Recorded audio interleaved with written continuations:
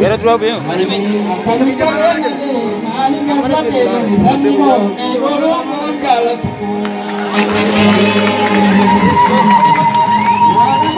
Warama bosana galle zamnigo zora rabanu kanne aye garaya da warramni keiro durgirti ure yadanga banne egebiyo mandisa wakani bene gabu balata vijas kani wallalen gabu balata da bro wanama godu da jada barte wanama godu da be aye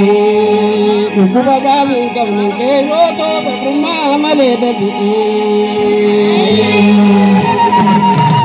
wai karagoro dagange sakara to la kabana gunde waya kabenya to la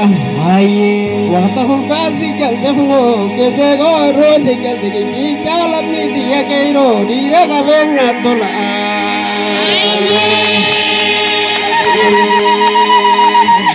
Garisha waje walle ragalallate wojo mama tingo jamje walle ragalallate hirfinne da naatti sababa je walle ragalallate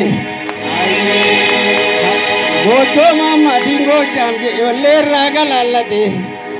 adama nazire je walle ragalallate kiro nasabata faride walle ragalallate Karkaro binen sagara gabandola muga bolla warabe isafandiga hanisi batu sete Gari mulata durigara gatai warare tau yabata yon durirare da olkewa garantau Kali ho romon duri milisa ke no mararwa gabrantau Ikani haru kaba mula ho kana kaba aye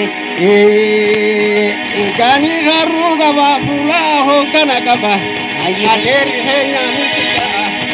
aderi he nyamiti ja sini wanu timbane ja bareda kadubra ya almana dongu dawe malansi behu kaba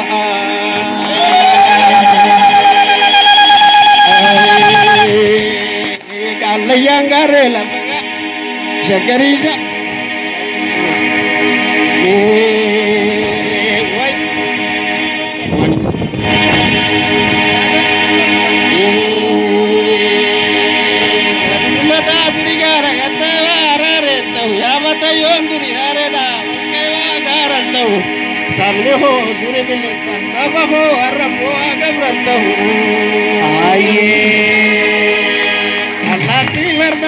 Sami gay sambarani awati gay satate ko tate de chinna kamni aye kan keden jawani kedena sa e roda mini so ni sabaho kamni ko to kan kamremni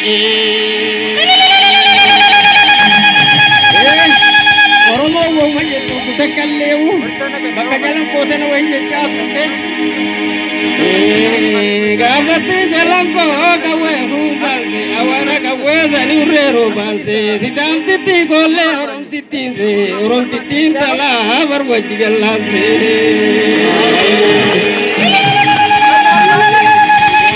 jalan ko misal balida gararine jalen jalatida aku masih orom titi wontula mistarabida Kabar si jauh cuma di hari ini. Kabar umat Islam ya dia. Mata mata ilgam dia. Barang terke konsole dia. Naraba lesi dalam anak dia marasa ikan terati mana dia.